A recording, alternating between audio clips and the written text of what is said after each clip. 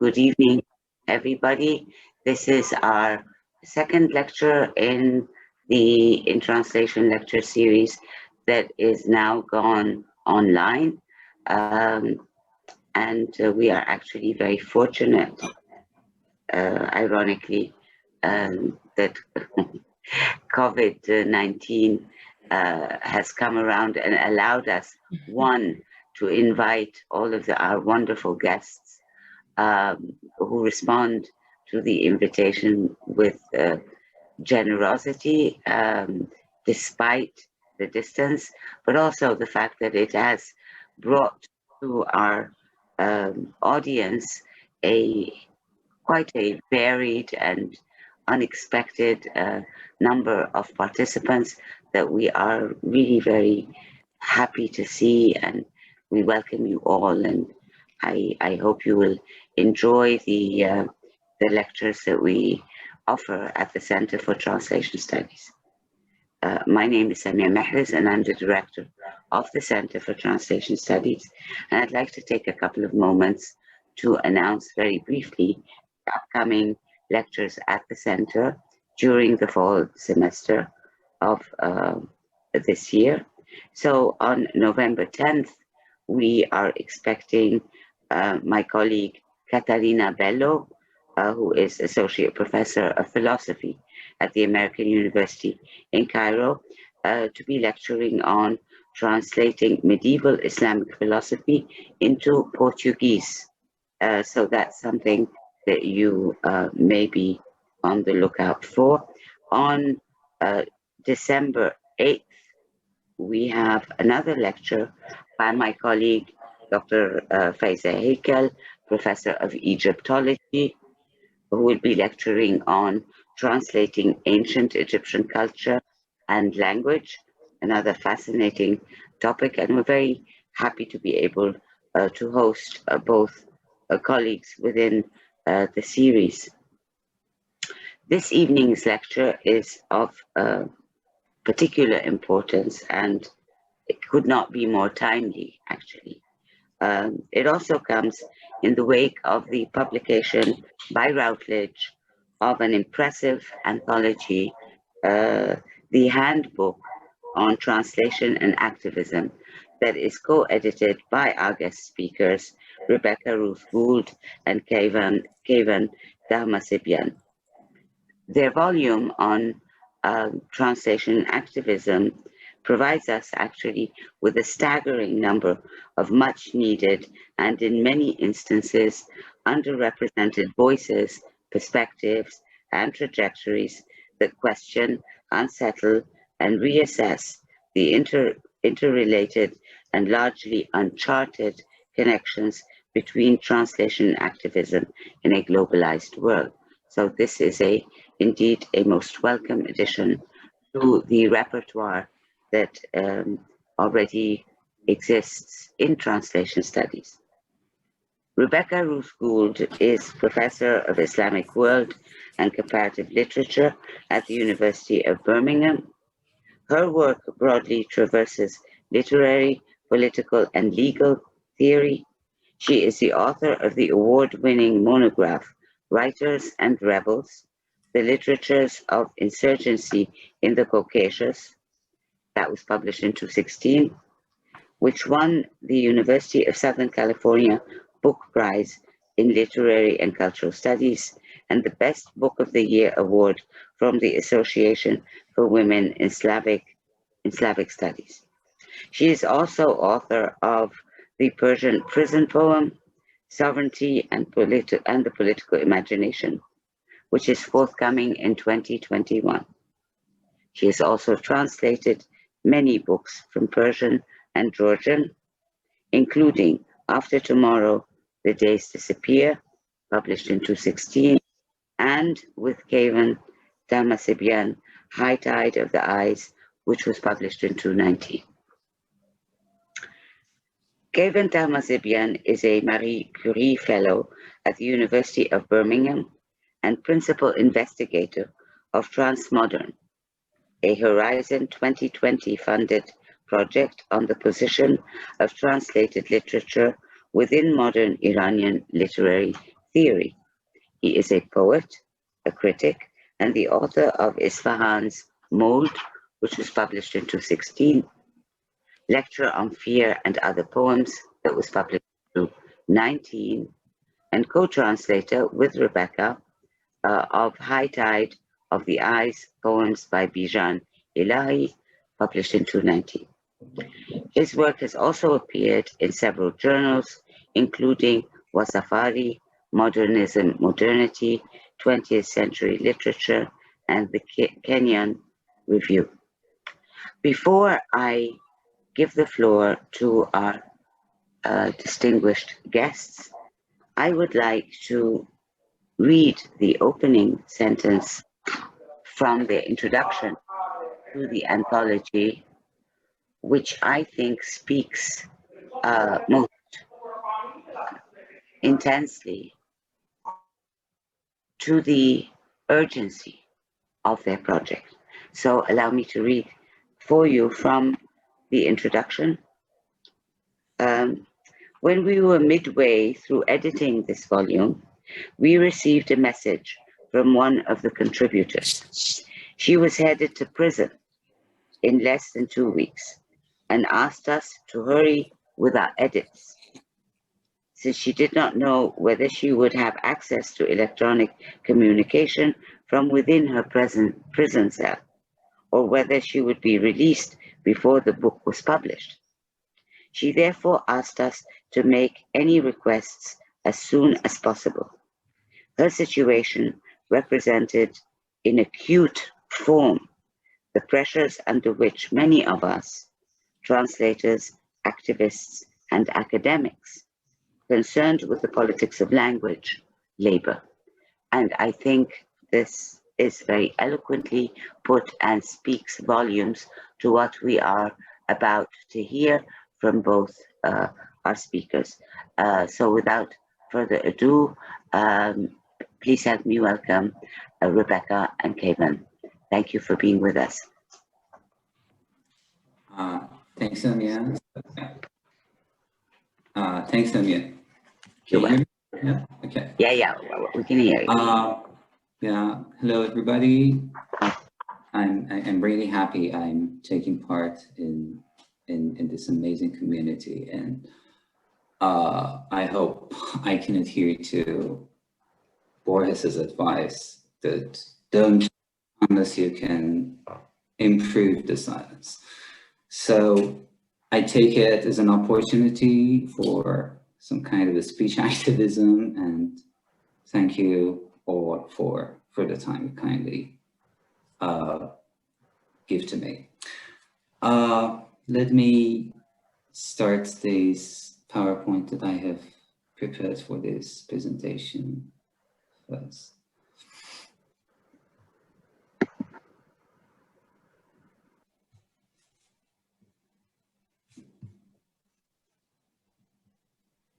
Okay.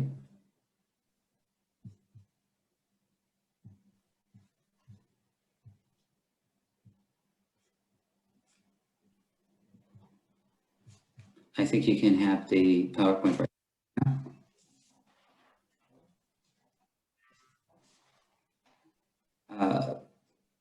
Is everything okay? So I just want to make sure. Yes. Okay, so yeah. For today, I try to give a snapshot of activist translation in the field of studies, in fact, then focus on 2 decisive moments of activist translation studies. That is 2 articles by Maria Timochkos and Mona Bakers, and then elaborate a little bit on the timeliness of activist translation that Rebecca and I highlighted in our introduction to our HTA. Okay, so to begin with, we can just imagine the field as an intersection of translation and activism, basically, or translation and political engagement, or translation and social change. Basically, we can approach it from at least two directions, from the direction of translation studies and from an activist point of view. The question of how is translation understood in this way is tied into the question what activism is, how it means to be a militant in the field of translation, a partisan, and with what goals. So the goal of the field, as you can see, is to understand the potential of translation for activism and political engagement. And according to Timochko, to whom we will return very soon, we need at least three things for theorizing an activist translation. First, the definition of power, what is going to be resisted or contested. Second, an adequate range of case studies. And third, theoretical concepts and practical methods.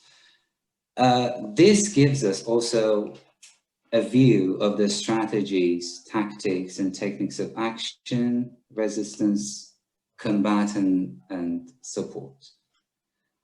For example, we can ask as a translator activist, why I'm fighting, what I'm fighting for, how I'm fighting, and when and where, in these kind of questions. So it is to define the translator, I mean, in neo-activist roles, in neo-activist position. So it means just to imagine the translator as a defender, or as a striker, or as a supporter, and so on. So this is the field from above. At a closer inspection and from the side of translation studies, we can trace the trajectory of the theorizations of activist translation according to Timochko. So stemmed from DTS, descriptive translation studies, then noticing the power relations in the process of translation, then 90s cultural turn and the question of ideology, then colonial theories of translation, and trying to unravel the mechanisms of oppression and the movement towards colonization, decolonization. And then we will see an explosion in many diverse paths in the post-9/11 world of global demonstrations, general strike actions, riots, terrorism, civil disobedience, revolution, displacement, migration, and interaction. So the field has already started to expand in interdisciplinary ways by joint research and field operation with studies in contentious politics and social movements. Here, as you can see, I have highlighted two significant moments of research on translation and activism, which I think also indicates the transformation of research paradigms, analytical concepts and methods from post-colonial studies to social movement studies. And the first one is Maria Timochko's article, Translation and Political Engagement, Activism, Social Change, and the Role of Translation in Geopolitical Shifts, the Translator. And the second one is Mona Baker's Translation and Activism, Emerging Patterns of Narrative Community in the Massachusetts 2006. The first moment at the turn of the millennium, Maria Timochko's Translation and Political Engagement, which is published in Translator in 2000. And Timochko defines the activist translation as some kind of partiality or as being a partisan. So translator as partisan manipulates the original, according to her, to reach the intended effect. So the idea of activism is already tied for her into the translator's agency. So activist translation is politically engaged, and engagement is defined in terms of taking part in a battle or conflict. and translation is activist when it participates in changing the existing power structures, which are supposed to represent discrimination and injustice. The case study Timoshko investigates is a classical model of post-colonial studies, the role of translation during and after the Irish independence through the transformation of the hero Cuchulainn. I'm not going into details of Timoshko's case study, but Timoshko's article inspired me to think of the matter of agency in new ways. For example, I was thinking about how Timoshko distinguishes between activist translation as a real action and translation, which is just showing an ethos or ideological orientation. So for Timoshko, activist translation is a speech act. It is translation that rouses, that induces communities to take action. So there must be some kind of impact expected. So your speech should have some kind of impact. This impact should be felt. And so cites Douglas Robinson's test of political effectiveness in this regard of a text as its capacity to reach mass audiences.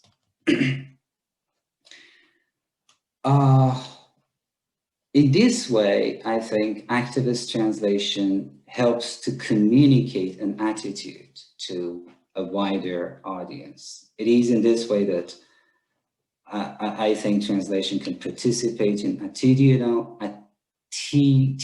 shifts which are necessary for any political actions. However, this made me think a distinction to be made between politics and activism, which we will talk about right now in the next slide, and of course about the ways they join forces as this collocation of political activism. The distinction occurred to me when I was thinking about different ways of describing a social movement.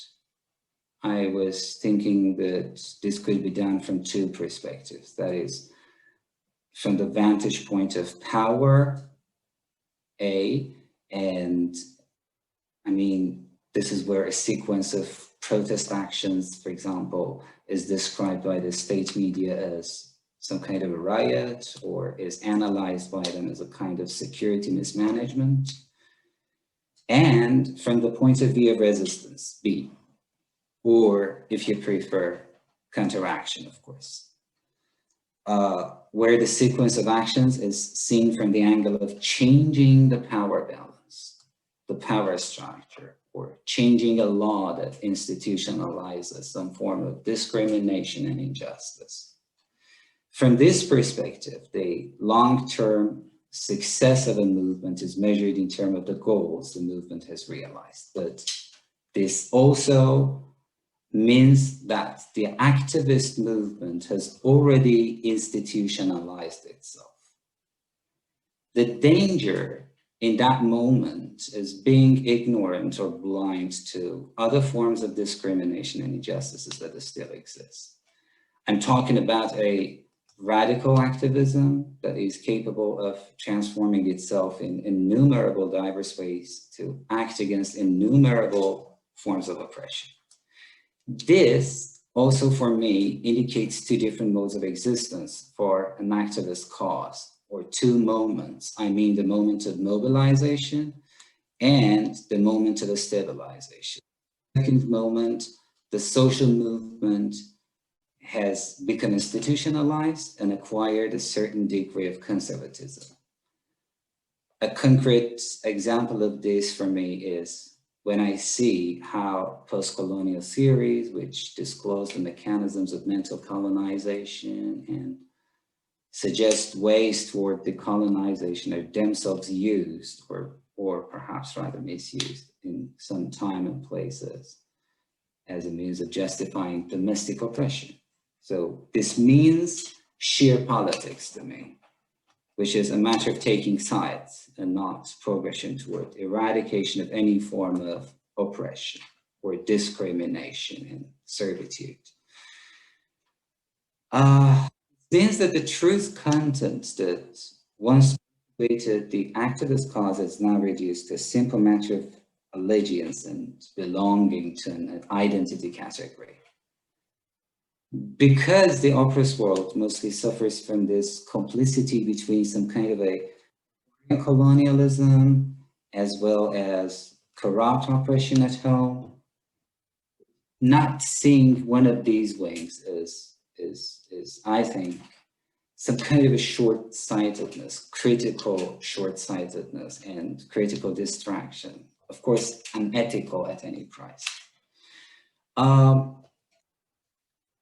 Then let's go to Mona Baker's Translation and Activism, published in 2006. With Mona Baker's Translation and Activism, Emerging Patterns of Narrative Community, published in 2006, we see the power structures and mechanisms and the resistance to these structures of narrative theory. So we say that power generates narratives. It is exerted through narratives and their propagators and their guardians. And resistance means to create alternative narratives, or as Timoshka cites from Edward Said, alternative structures of feeling. So narratives also offer something around which a community can be formed. So in a community, you have to believe in the narrative because it defines a role for you, or it gives some kind of identity to you. So I mean the identity you acquire through belonging to a community. So for Baker, translational activism is taking part in some kind of a battle of narratives. And competing narratives in this theory are in conflict, and activist translation aims to challenge the dominant institutionalized master narratives. So Baker's case studies include groups of translators that are mostly volunteers, so aid humanitarian and activist causes, such as Traditori per la Pace, Translators Without Borders, and Babels, and so on.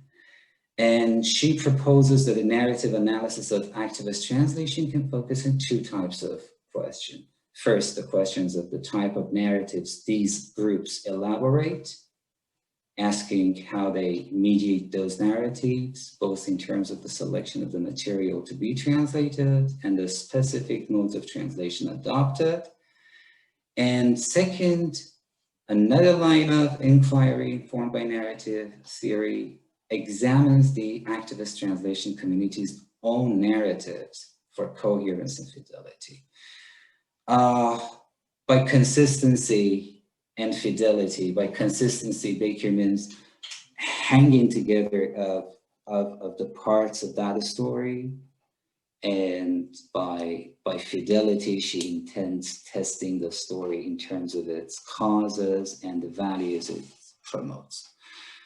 Okay, let's return to Maria Timoshka before I quickly move to a brief discussion of RHTA. Timoshka has suggested that in order to understand the potential of translation for activism and political engagement, we need at least three things. One, a theoretical approach to power. Two, adequate range of case studies. And three, theoretical concepts and practical methods to describe what makes a specific examples effective. When Rebecca and I were shaping our HTA in collaboration with our amazing contributors, we tried to include a really geographically and temporally diverse range of case studies. For us, I think this variety created new networks of international solidarity, which was established between, for example, Irish women's rights movements and Muslim women's rights activists and Taiwanese students movement, demonstrators or Dalit writers and Syrian and Palestinian, Iranian professors, just to name a few. And how these networks can learn from and enrich others, each other's experiences. And as it's clear from the title of our introduction to the volume, Translation, and the time of the now, we were drawn to the matter of timeliness of the change. Okay, or translation and activism at the time of now.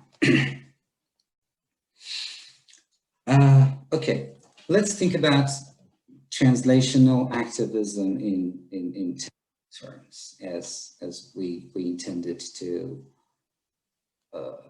think about it. So, oppression and resistance in temporal terms. To begin with, we can say that activism always happens at the time of the now. So for a social movement to be successful, of course, a good sense of timing is necessary. But this timing does not merely refer to the chronological actions that should be taken during the protest movement, for example. Rather, I want to refer to a chirological aspect of the social movement or an activist campaign, as opposed to chronos, which represents the linear time. I can define kairos as the conception of time as opportune moment in Greek terms, or the fleeting moments that should be seized. As an example, just imagine, for example, translator like the Iranian writer Ali Shariati, who decides to translate Franz Fanon's The Wretched of the Earth into Persian for the revolutionary atmosphere of the 1970s Iran. So this translation ties the experience of colonialism in Algeria to the political oppression under political system in Iran, who is believed to be an accomplice to a colonial superpower. So in this sense, 1960s Algeria is tied into 1970s Iran. So this is the comparative aspect of activist translation. So I tend to call it the metonymic function of activist translation, as you see in this PowerPoint, translation and metonymic temporalities. This metonymic temporality, I mean activist translation is able to configure history through creating metonymic associations across different times and of course different places. Therefore, we can say that the activist translation refers to a lack or a gap in the existing situation. The word situation is very important for me because one of the reasons Rebecca and I translated Mehrotra Farhadpour's article, Thought Translation for RHTA for the first time into English, was its theoretical involvement with the situationism of activist translation. There is a gap, in the socialist structure, and there is this text, this certain text, which can contribute to bridging the gap. So if an axis of fidelity can be characterized, can be defined for activist translation, it is the fidelity to this very situation, which affects not only what a translator selects to translate at certain socio-historical conditions, but also adopting certain methods to render those texts. So for this purpose, the activist translator would think how to exert most assured impact on the intended audience, how to move people or the policymakers to do something or refrain from doing something. So if the activist translation is to be evaluated, it is in terms of the role it plays for bridging, for bridging this gap, for bringing about a social change that that, okay, let's let's finish it. It is not in terms of, for example, classical word for word or sense for sense measures. I mean that an activist translation is to be assessed on a practical level. This, I think, leads us again to the distinction between politics and activism that I talked about earlier. I now tend to reformulate the difference between politics and activism in the functions of affecting minds in politics and affecting deeds in activism. So politics would become just a matter of allegiance, just a matter of just the declaration of fidelity. But we know that declaration of fidelity is not enough for activism. So I think this difference between political engagement and social activism should be emphasized in order to make us conscious about the danger of activist causes degrading into inane games of position taking or political lobbying, for example. Now, let's try to give some kind of examples about this idea of activism as a battle of temporalities and this presentation. The very fact that certain works have to be read at certain times because reading certain texts makes certain impacts at certain times shows that power is to a great extent involved with manipulating the occurrence of the event. So we can say that power delays the intended impact. Power is what separates idea from action. Therefore, power is also the power to delay, the power to manage time. So censorship, for example, serves such a function. Works should be read at certain times to have intended effect, and sooner and later than that point or those points of time, the work would impact in other ways, we can say, if we are not saying that it loses its impact. So censorship is already a temporalist structure because it manipulates the realization of text at certain times by slowing down their public diffusion. Or we can say accelerating the publication of other texts in order to strengthen some dominant narratives. So Pinlin Chang's contribution to RHTA, for example, showed the ways in which translators bypassed these temporal effects of censorship during Taiwan's Sunflower Student Movement by providing real-time translations of participants' messages in social media. And this can be seen also in the state's policy making with regard to the social memories or collective memories too, what can be called social memory surgery or social memory engineering, as you can see too. By this, I mean any kind of manipulations in the collective memory of a community. And by this, I mean that power decides what you remember and what you forget. So part of the state's institutionalized cultural heritage activities in some states or in all the states work toward preservation of events and certain historical sites and the collective forgetting of certain sites and dates. So activism can be defined as some kind of battle of memories, I think, in some sense.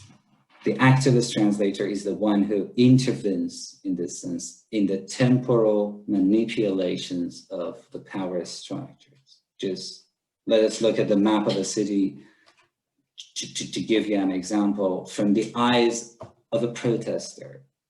So it turns into the city, the map of the city for a protester turns into a cartographic elements are categorized into places of hiding, gathering, scattering, and escaping from security forces. Just in the same way, I think that a translator activist, an activist translator, aims at recognizing the translational sensitivities of a power system. I think I have, I should interrupt here because I have spoken too much. So I will give you a list of further reading that are important. I think are some essential readings. Thank you so much for your time, and thanks Cairo, thanks American University in Cairo, and thanks Samia, Iman, everyone who helped us organize this fantastic event. Thank you very much. Great. Thank you, Kayvon. So I will pick up where Kayvon left off. And I think there are some interesting intersections between what we have to say, even though we didn't precisely compare notes. Yeah, so I'm going to, I also will read a little bit, giving some background to the book itself, and I should show that it's been mentioned many times. Here's the cover, a big, very big, thick book. So sort of introducing, talking about the genesis of that and editing that, and then I'll also move into a PowerPoint a few minutes after that. So just to kind of reflect a little bit in very broad terms about what is translational activism. I want to start by saying a few things about it. And so the first thing I think that should be said about translational activism is that every translator is an activist. A translator is by definition someone who has chosen to become an advocate for a specific text from a specific language and a specific cultural context, and to intervene in the contemporary moment in such a way as to make a space for a new and foreign aesthetic creation. So that is, every translator does that. You can't translate if that's not your goal. And that is activism at a certain level. I can dwell on that a little bit more though. So it's worth noting in this particular juncture, this time for now, that activism is being used in negative ways by certain groups and governments. For very recently, for example, we have judicial activism in the United States. We have activist lawyers in the UK. So it's not always a positive term. But I'm guessing that for this particular audience, it is a positive thing. So it's worth kind of registering that divergence of views around what is activism. One standard definition holds that activism encompasses all collective efforts to change power relations at all levels, from the interpersonal to the international. That's a sort of a generic social science definition of activism. Viewing this definition through the prism of translation studies, we can be more specific. We can say that translational activism builds on the fact that language is always collective. And this is what makes all translation activists. So in other words, it's the activist dimension of translation begins simply with the medium itself. That language is a collective medium. So with that said, a premise, I think, of any inquiry into this subject should be that all translators are activists in the sense that they're advocates. However, with that said, it is still worth trying to make translation more reflexively and deliberately activist, and thereby to increase its effectiveness. And that's one goal of this volume, to give a kind of systematic overview of what translational activism is, to begin to formulate the principles for this consciousness raising, and at the same time equipping us to better evaluate the role of activism in translation, and to develop new pathways for future activist agendas. So to do that, we have to think about as broadly as possible about what constitutes translation and about what constitutes activism. We had to think beyond familiar geographies, familiar temporalities, and beyond the issues that we were most at home with. We also, of course, had to be open to what our contributors offered us and to be willing to revise our preconceptions of what translational activism is. And of course, that changed over the course of our work on this project, which spanned a few years. So a few convictions underwrote our project, and others emerged on the basis of the material that we faced. The first and most important principle for this project was that we did not want our contributors to be drawn exclusively from the ranks of academics. Activism that is completely, now I suppose I'm just speaking here for myself, although there's a lot of convergence in other areas with Kevon, activism that is completely confined to the university context is not activism at all. At the same time, a volume that aims to develop a better and more systematic account of the intersections of translation and activism will necessarily be analytical. So the question of situating translation's activist tendencies within a scholarly tradition can only increase and strengthen that agenda. So just as we did not want this to be a volume to be limited to academics, we also recognize the importance of the contribution that an academic approach would make. And so we aim for a symbiosis, and we invited poets, non-affiliated critics, and writers of many different backgrounds to contribute alongside established and early career academics. So that's the first basic principle of the editing and organization of the volume, is that translational activism in general, I would sort of generalize this to a statement about translational activism, that it should always look beyond the academy, but it should also recognize the strengths that come from having a relationship to the academy, because it is most often, for better or worse, in university context, knowledge is given systematic form and institutional support. And so one very obvious example of that would be this seminar right now taking place at this moment, right? It's taking place through a university with the support of a university, with, in other words, in an institutional context and with the material infrastructure that comes with it. And of course, so there are pluses and minuses to that. The second conviction that developed, the more work in the volume, is that we had to think creatively about, this is exactly, I think, intersecting very closely with Kevon's words.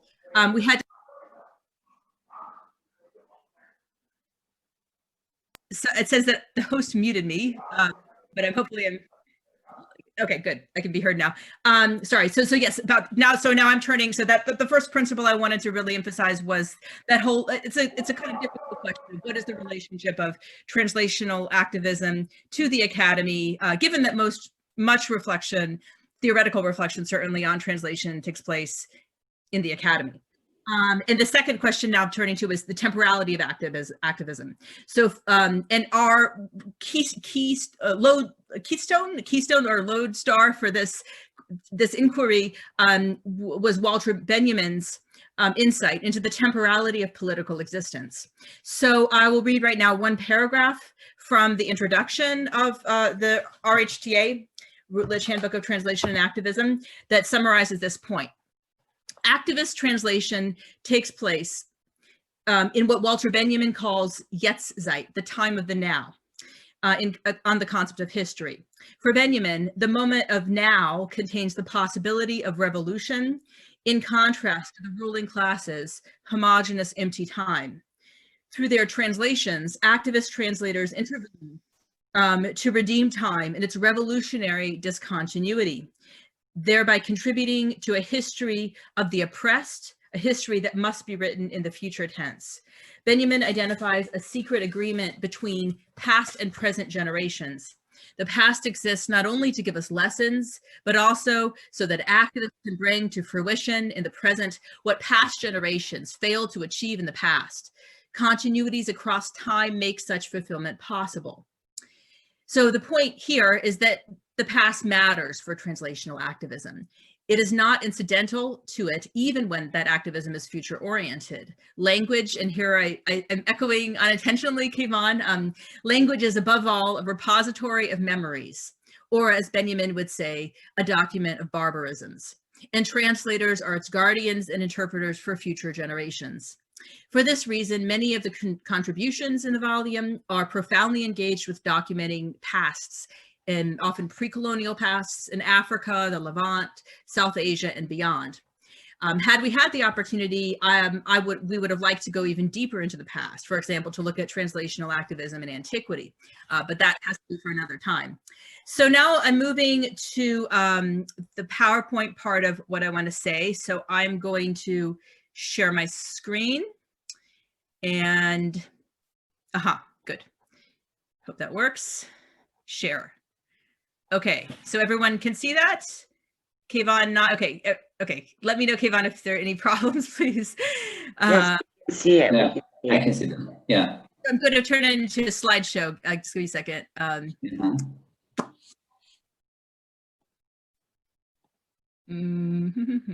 There we go. Play from start.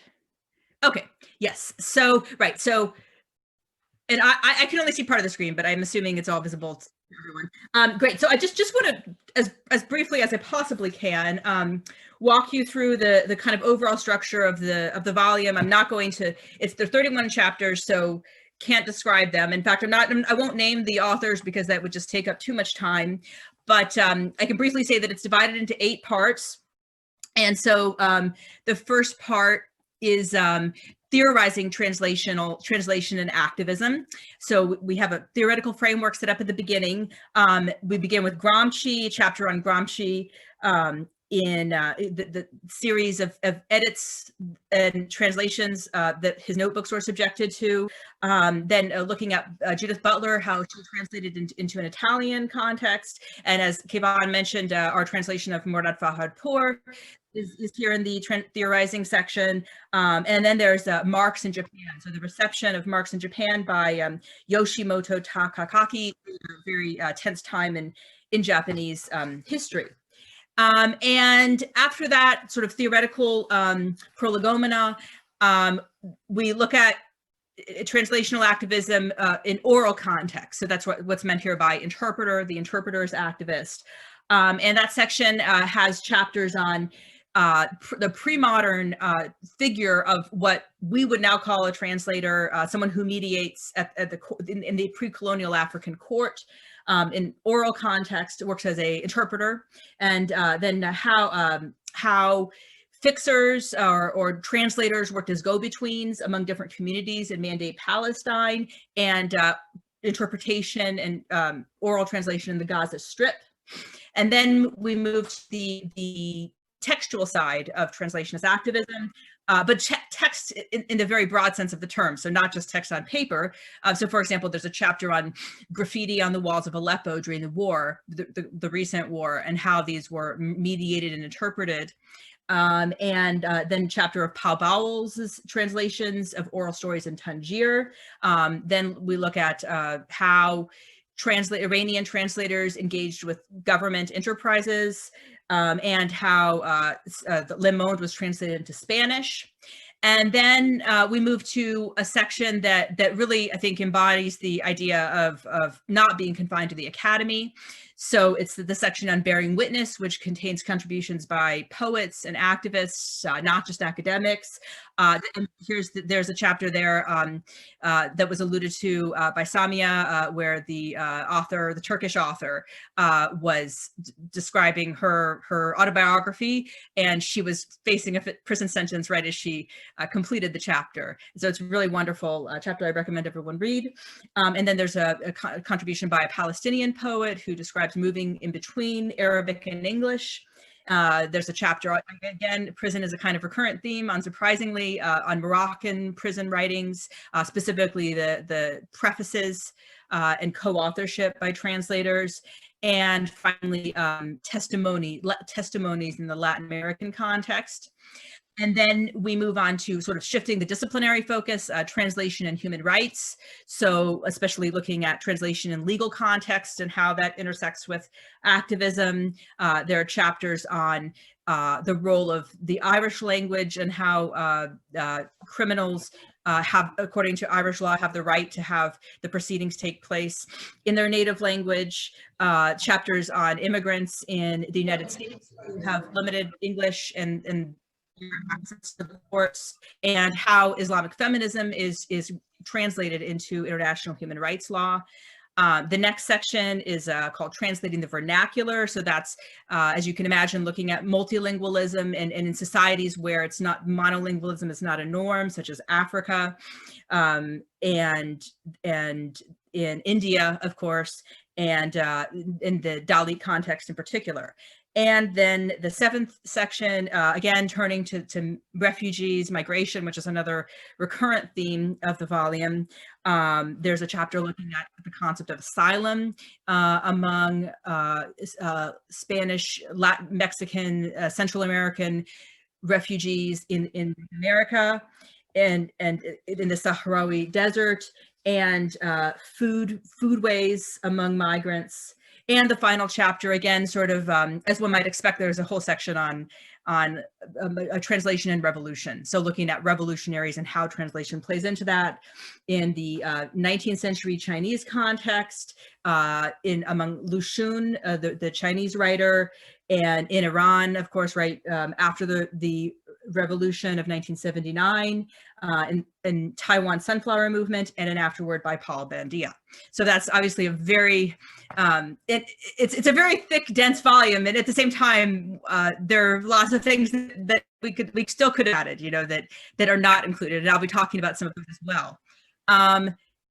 Let me see. So I want to make sure I can. Yes. Okay. So out of those, all of that density of case studies and material, we identified 4 basic modalities of the translator activist. And of course, this isn't intended to be comprehensive. It's only a commentary on the material that we were working with. But certainly those 31 chapters, 31 case studies yielded what seems like four paradigms, one being the witness bearer, so a translator whose role is a kind of to document, to record a testimony, and that often converges with the role of autobiography. And then the translator activist as interpreter, who puts the perspectives and experiences of oppressed and silent peoples into words. And of course, there's overlap between these roles often. The translator as mediator is another paradigm. So often in very multilingual contexts of say, South Asia and Africa, for example, the translator is someone who mediates among many different languages that have stark differentials in terms of power. So, you know, an imperial language versus a colonized language and so forth. And then the translator as revolutionary on the barricades, coming to terms with the aftermath of revolution. And again, this is an area that could be expanded quite extensively, but I just wanted to introduce 3 activist translational methods, because I think people are often interested, especially practicing translators, in how they can sharpen the activist dimension of their work, or how they may already be sort of activists without articulating that activism. So my first example is drawn directly from the book itself. It refers to a chapter in the book, and the other 2 examples are not. They refer to materials that I've come across in other contexts that could have been in a book, or maybe will be in another book, but weren't in this particular volume.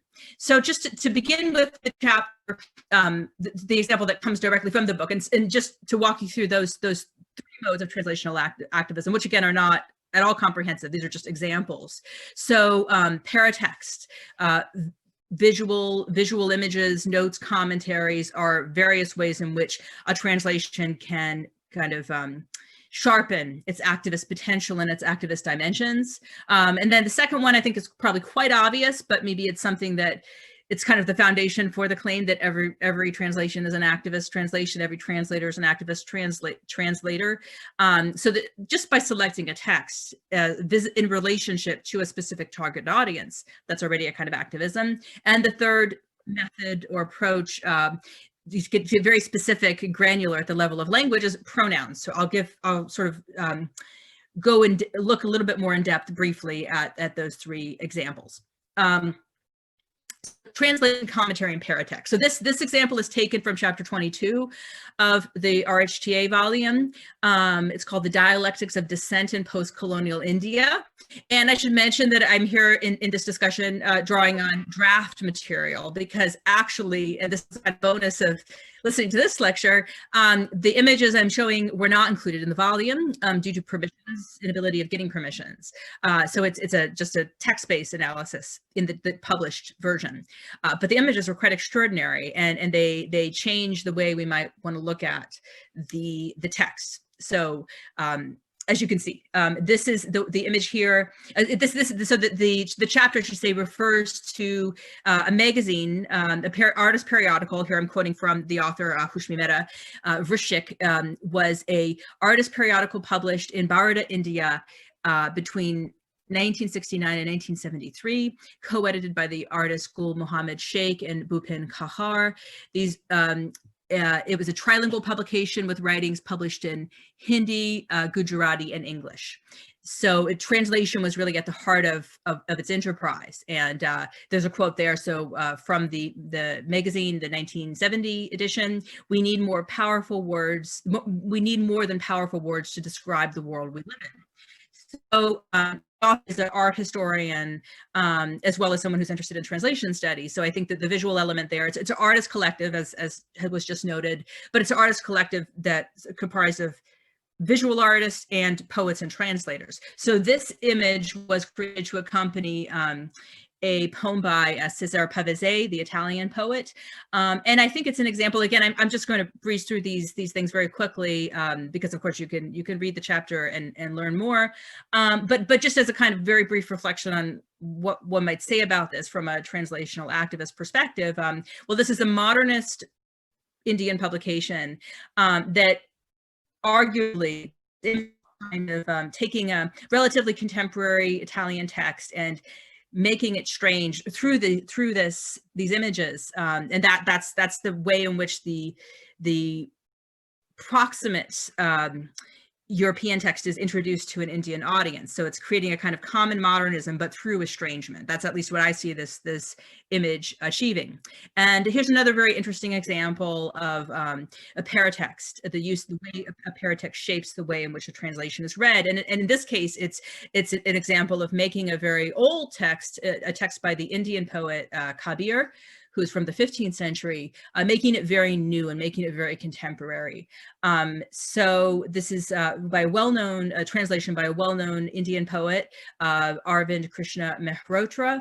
And as you can see from the text itself, the way it reads in English, the other's wife is a knife, do not embrace her limbs. It has a very contemporary feel.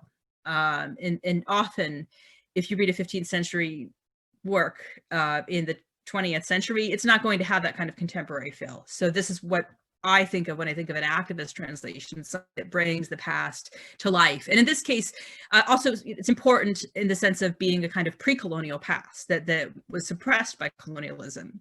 And I think the image also adds to that effect, right? So it's a very, it makes the distant contemporary. So that's just one example of paratext. And of course, the same effect is achieved through introductions, notes, and the chapters in the volume explore that effect as well. So this is shifting gears quite a bit, but I did want to give a broad perspective. And this is something we don't have a chapter on this individual, Darshiko, but I think he deserves mention, especially in line with our discussion of temporality. He deserves mention in any discussion of translational activism. So he was a Indian prince, Mughal prince, who is known for heterodox views and interest in non-Muslim religions. And so I'm using him just very briefly to illustrate the idea that just by choosing a text to translate, that is an activist endeavor. So the text that he chose to translate was the Upanishads, the Hindu scripture, which he translated into Persian for the first time. And that translation served as a kind of foundation for his own original work. One example is the Majmu al-Bahrain, the confluences of the two seas, which harmonizes Sufi philosophy and Vedanta philosophy and Hinduism. Now, of course, that had been done before in the Mughal context, but I think in his particular milieu that he was based in, his translational choices put him somewhat in the margins of not to say that there weren't any precedents in India, but it created problems for him, let's put it that way. And ultimately it made him less on the margins of the court politics. And he was ultimately killed by his brother Aurangzeb. I'm not claiming as a direct result of his translations, but just that his embrace of non-Muslim views as a Muslim ruler, as a potential Muslim ruler, because he could have been an heir to the throne. He lost the battle, was killed by his brother. Had implications for his life, and it was an activist decision, an activist choice. And then this is again shifting gears quite a bit. A third example of a methodology of translational activism, and it ties into another project that I'm embarked on called. That's why I have a ERC logo, and the Twitter feed for the project is also on the upper right-hand corner of the screen, called Global Literary Theory. This is a project that compares pre-modern Persian, Turkic, and Arabic rhetorical theories of balagha by translating some of the key treatises into English. And it's not obviously not, I'm working with a team of colleagues and scholars who are specialists in these respective literatures. And as you might imagine, one of the recurrent issues in translation of texts that are poetry or about poetry, text of poetics, is the question of translating pronouns. And of course, I'm sure in your own languages, as an audience, you will, every language treats gender differently from a grammatical perspective, right? Some languages have very elaborate schemes for representing gender. Some have a third person neuter. Some don't have anything like that at all. And then there are languages that don't have gender in the third person. So the implication of that is that you would not know grammatically whether the beloved is male or female. And that, to take this further, has implications for contemporary debates around gender identity, around pronoun usage. I think it's often underestimated what the contribution of, say, a language like Persian might be to English, when we debate about what pronouns to apply to people, as if there's only one way of thinking about that, the English way. And I, just to kind of borrow a quote from a discussion about translational activism that I heard recently, I'll give you the reference at the end. There's a translator named Jen Hoffer who was thinking about how the problem of translating pronouns can be used to advance an activist agenda.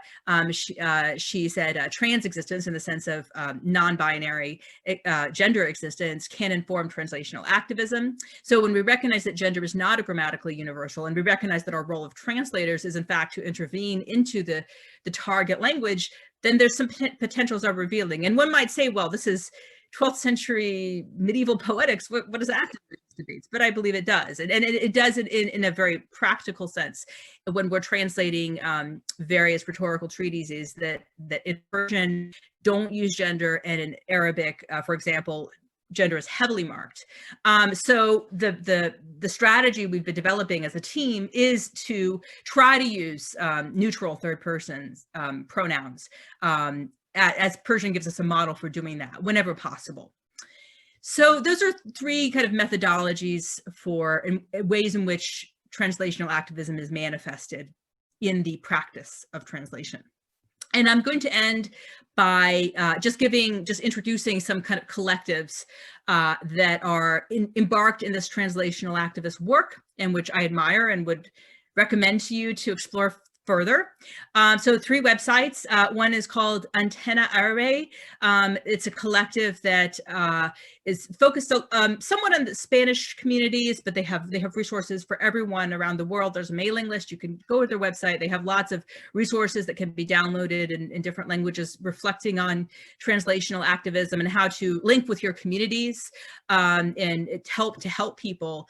One term that they focus on, or one particular situation, is linguicide. So individuals who are disadvantaged because their linguicism, because of their particular linguistic situation, and how translators can help people in those situations and bring justice to the practice of language. And then there's another very international collective called Tlaxcala. that is actively looking for translators to become involved. They have a very well-resourced website with lots of resources translated into many different languages, profiles of different translators. And again, I would encourage you to look at their website. And then there's a new journal as well called Barricade Journal that's affiliated, or it's based in New York, somewhat affiliated with New York University, I believe. And they are specifically focused on the role of translation in anti-fascism and activism. And we recently did an interview, Kayvon and I, about the RHTA volume that you can read there. And there's also a review of the book. So you could, and they're always looking for contributors and translators. So if you feel inclined, submit your work there. And I'm just going to end with 3 resources. Again, I referenced this video a few minutes ago at Activist Translation with, again, a very practical focused perspective and how different translators approach activism in their work. And the website I referenced earlier, the Antenna, also has some very useful but inspiring, one might say, pamphlets that you can download. And then finally, our book. And I just wanted to mention the question of sort of the price tag attached to it and how we might access it nonetheless. Of course, it's a very expensive book. We know that, we recognize that, we're not happy about that. But it's also worth noting that it's accessible, digitally. Institutions with subscriptions to Taylor and Francis can, and I think the website is on the slide, can easily get PDFs or of the volume. The ebook itself is around $40, so it's expensive, but not as much as the hardback. So there are ways to access it. And I think those are my remarks. So let me see if I can stop sharing the screen. And let's see, are we back to normal? Great. Okay. And so I think those are our presentations, and Kayvon and I were going to, well, we could do the break. We have 2 questions to ask each other, but should we just break and then begin with that? Okay. Well, first let me thank you both for a very rich presentation of the volume, which is colossal, really, in its inclusiveness